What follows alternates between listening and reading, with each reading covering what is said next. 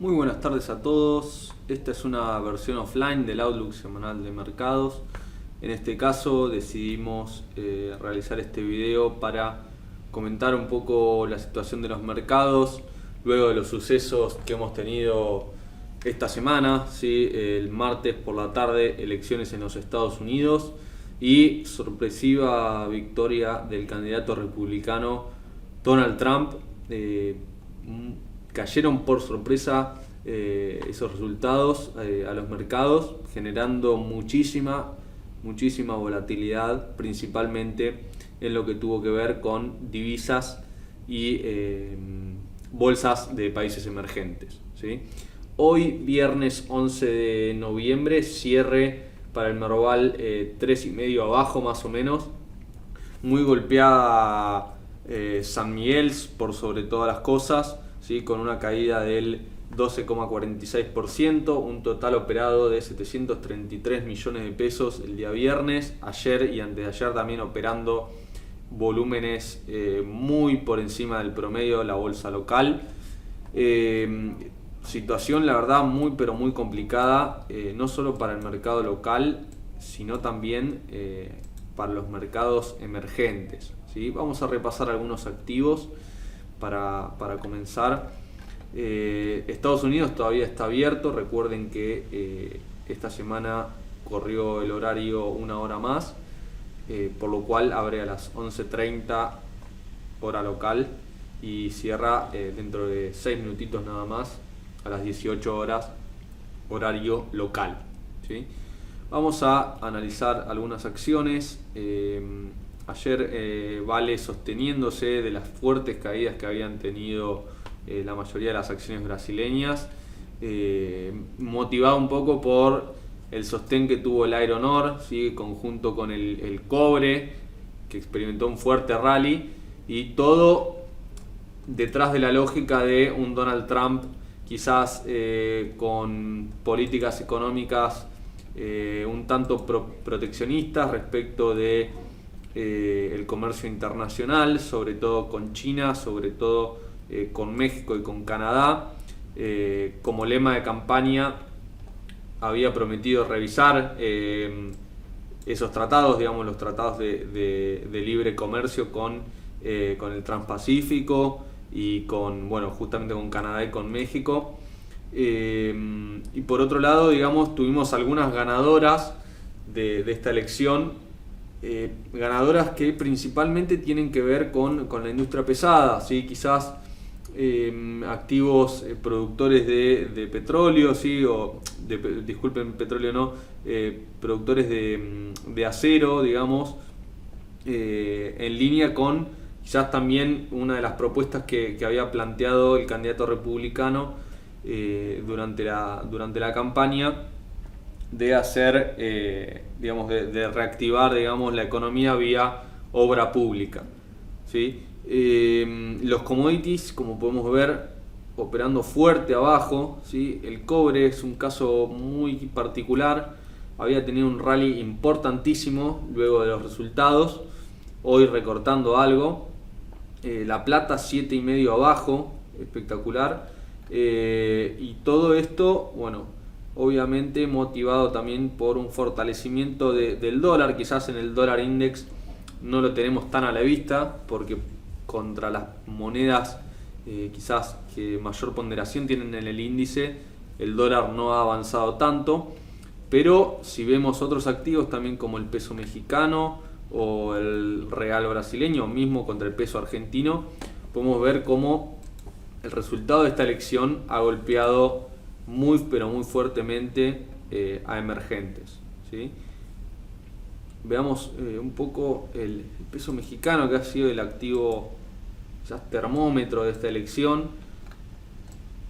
Fíjense, aquí tuvimos, este fue el día de las elecciones, y aquí ya con el resultado, fíjense, el peso mexicano se depreció casi un 14%, 13,5%, de 18.30 a 20,74, ¿sí? Quebrando los máximos, ¿sí? Marcando récords históricos. Lo propio hizo el real brasileño, que había tenido un buen periodo de apreciación desde hace algunos meses ya. En este caso, rebotando un poco, ¿sí? Desde aquí abajo. Algo un poco más moderado, quizás la reacción, en torno al 7,5%, dejando una aguja que a priori daría a entender que esto podría tener una recuperación, digamos, una apreciación del real. Fíjense entonces cuánto impacto ha tenido esta elección en mercados emergentes. Y vamos a mirar también Petrobras. ¿Sí? Fíjense estas caídas desde los máximos el día de la elección, cierre 11.43 el ADR, el día 8, y hoy cerrando 9.73 más o menos, casi un 15% de caída en 3 jornadas ha tenido este activo. Y recordemos que el día miércoles habíamos tenido una reacción totalmente hasta impensada, digamos, por cualquier analista, donde los activos habían comenzado, esto quizás se vea mejor en los índices americanos, en los futuros de índices que operaban durante la noche a medida que iban llegando los resultados. Podemos ver el S&P 500 por momentos operando hasta un 5% abajo, ¿sí? Y con un rally espectacular, ¿sí? Aquí fue, ¿sí? Todo esto tiene una explicación en términos electorales, ¿sí? Aquí es cuando este gap al alza es cuando el FBI libera de toda responsabilidad a Hillary Clinton respecto de la causa que tenía respecto de los mails siendo secretaria de Estado. Aquí los resultados ya de la elección, ya confirmando un Donald Trump presidente. Veamos que hubieron caídas de más de un 5% y después una recuperación y un rally espectacular desde los mínimos, llegando a los 2.180 puntos el índice, una suba de un 7,5%. La verdad que fue algo, no solo el resultado de la elección fue algo impensado para la gran mayoría de analistas y consultoras que este año realmente no han parado de pifiar, ¿sí? Durante el Brexit, por ejemplo, pronosticando que los británicos decidirían quedarse en la Unión Europea, salió el resultado opuesto. En Colombia también, y ahora también con las elecciones presidenciales en los Estados Unidos, si bien fue una elección muy reñida en términos de electores, de hecho Hillary Clinton obtuvo mayor cantidad de votos, pero en cuanto a estados y a número de electores, Donald Trump fue el que se quedó finalmente con la presidencia. Primer día, digamos, post elección, dijimos una reacción totalmente impensada, primero para el S&P y después también para la mayoría de mercados emergentes que aún no habían sido demasiado golpeados. De hecho, el Merval cerró el día miércoles con una baja de apenas un 0,6%. Realmente fue un día muy volátil y extraño, impredecible para la gran mayoría de los analistas. Y bueno, entre ayer jueves y hoy viernes, ya acomodándose un poco la lógica, el Dow Jones, otro de los índices norteamericanos, este es el futuro del Dow. Aquí lo tenemos al Dow nuevamente marcando nuevo récord. Pareciera como que Trump pasó de ser el peor demonio que le podría tocar a Wall Street a ser quizás un candidato que podría continuar impulsando subas, un poco motivado por la política, el tema de la política fiscal, que ha sido una de los puntos que más se ha hablado, ¿sí? Si Trump va a gastar más que lo que gastaba Obama, si este mayor gasto va a generar un mayor déficit, porque también durante la campaña uno de sus lemas principales fue el de reducir los impuestos, por lo cual esto tiende a que el mercado deduzca que va a continuar incrementándose el déficit fiscal en los Estados Unidos. Aquí veíamos también el Dow Jones, el Dow marcando nuevos máximos, ¿sí?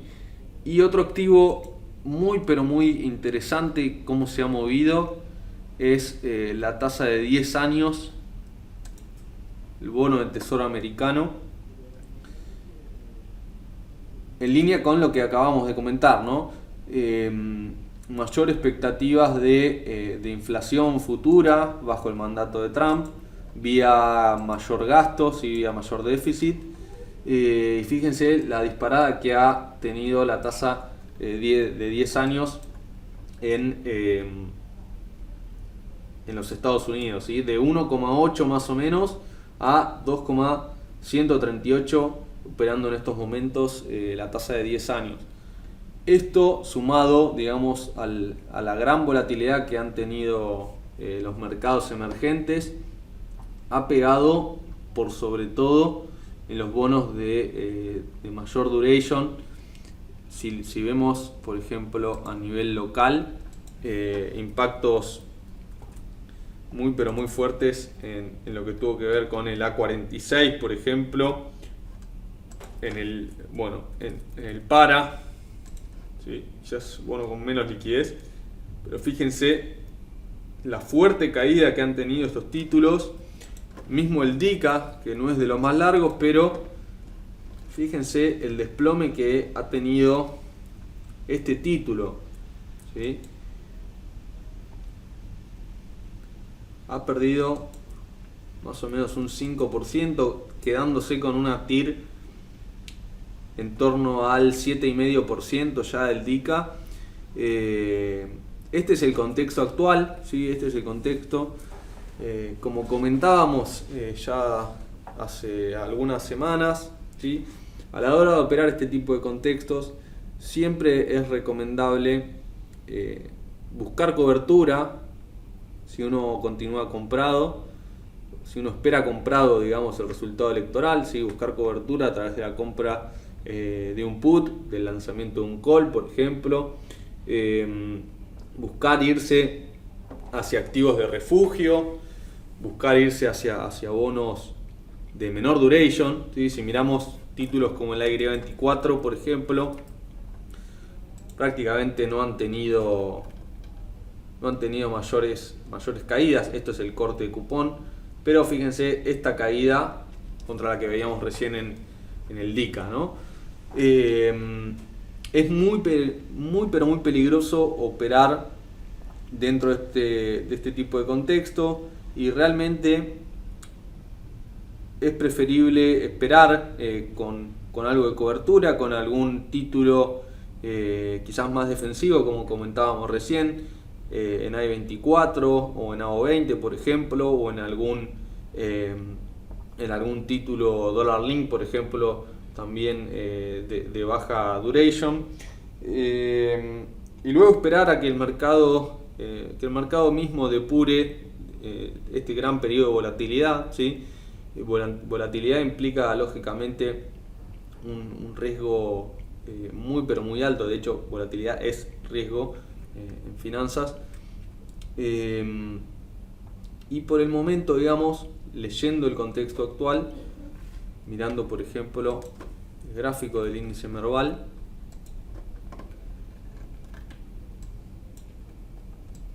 aquí claramente tenemos una tendencia que se ha quebrado. La tendencia alcista del índice Merval se ha perdido, ¿sí? Por lo cual, si bien seguramente tengamos algún rebote dentro de los próximos días, la próxima semana, me parece que lo más prudente es ir asumiendo pérdidas, ¿sí? en caso de estar ya comprado, ¿sí? Cortar las pérdidas, porque creo que esto podría tener un retroceso proporcional un poco mayor, ¿sí? Recuerden que tuvimos una suba desde fines de enero de casi un 100% más o menos clavado, para el índice, por lo cual no sería para nada extraño que tengamos un retroceso proporcional un poco más pronunciado, ¿sí? Recién estamos llegando a la zona de 38.2 en los 14.893 puntos, pero me parece a mí que la zona más probable de retroceso podría ser los 14.100 puntos, ¿sí? Que es la mitad de toda la suba, entre los 14.100 y los 13.800, ¿sí? Que es la mitad de todo el alza, dijimos, coincidente además con este nivel de doble techo, ¿sí? Donde ha marcado también mucho volumen el índice, por lo cual, como comentábamos, en caso de estar adentro, quizás tomar algún rebote intermedio, que seguramente lo tengamos en las próximas jornadas, como para ya ir desarmando posiciones, asumir pérdidas, cortar las pérdidas por sobre todas las cosas, y como más importante, proteger el capital, y recién para entrar, bueno, esperar a que el índice termine de depurar esta caída. Me parece que la zona de 14.000 puntos puede ser un buen nivel como para empezar a mirar en reingresar nuevamente en renta variable, ¿sí? Una famosa frase dice: no hay que agarrar el cuchillo mientras está cayendo, ¿sí? Y aplica muy bien a esto, ¿sí? Porque ya el índice, fíjense que habíamos tenido 7-8 jornadas consecutivas a la baja, 2 días de rebote con la expectativa de Clinton presidente, y luego la sorpresa y una fuerte caída de casi un 10% para el índice Merval. Vuelvo a repetir, la tendencia de fondo está perdida de mediano plazo, desde enero puntualmente, son 9 meses de tendencia quebrados. El retroceso creo que todavía no ha culminado, por lo cual me parece más prudente asumir pérdidas, y en caso de estar líquido, esperar un poco más a entrar, ¿sí? Al primer rebote no tomaría ya posiciones, sino que esperaría un poco más, ¿sí? En caso de que esto salga al alza, recién miraría la posibilidad de ingresar por encima de esta zona, digamos. No veo para nada raro que esto haga algún rebote hasta los 16.700 puntos, más o menos, 16.690 aproximadamente, esta zona que había funcionado como pivote acá. Y bueno, si esto logra superar este nivel, recién ahí podríamos empezar a hablar de que esta caída ha finalizado. Pero no antes, no debemos anticiparnos, ¿sí? Y por sobre todas las cosas acompañar la tendencia. En el mientras tanto, bueno, como hemos dicho también hace unos minutos, el tipo de cambio ha empezado a traccionar a nivel local, ¿sí? Contra el peso, por lo cual sugeriría tomar posiciones defensivas, ¿sí? En títulos públicos, por ejemplo en AY24, o incluso en algún título dólar link subsoberano, ¿sí? En los provinciales, como el PUGO 19, PMO 18, pero no de mucha duration, porque seguramente continúe habiendo volatilidad en la renta fija a nivel global, impactado también seguramente en los mercados emergentes, tanto de renta variable como de renta fija. Por lo cual, por ejemplo, para tomar posiciones en el DICA o en títulos más largos como el PARA o el A46 incluso, me parece todavía algo prematuro. Tengamos también en cuenta que el 13 de diciembre tenemos la reunión de la Reserva Federal, donde se espera que, al menos se esperaba hasta antes de las elecciones, que realicen una suba de tasas, y eso probablemente continúe generando algo más de presión sobre emergentes, de volatilidad, y haga que estos títulos sufran. Por eso, a esperar que el mercado termine de depurar la caída, que disminuya un poco la volatilidad, que revierta esta tendencia bajista que ha iniciado más o menos hacia fines del mes pasado, ¿sí? De octubre, y mientras tanto mantenerse con riesgo bajo o reducido, digamos, reducir un poco la exposición a riesgo en renta variable. Esto fue todo por hoy, lo vamos a estar colgando en nuestro canal de YouTube y cualquier consulta nos pueden contactar por todos los medios disponibles. Un saludo.